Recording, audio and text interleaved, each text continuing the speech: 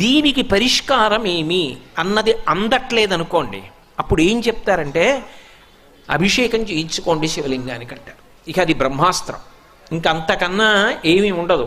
ఒకసారి అభిషేకం చేయించేసుకోండి అంటారు.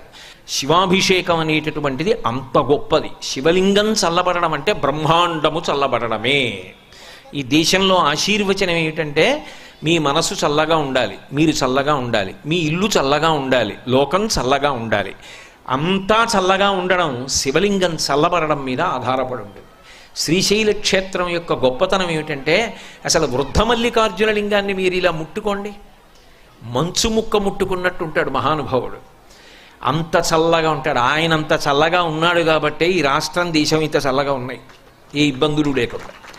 కాబట్టి శంకర, అందుకే శివానంద లహరిలో అంటారు కరస్తే హేమాద్రౌ గిరిజ నికట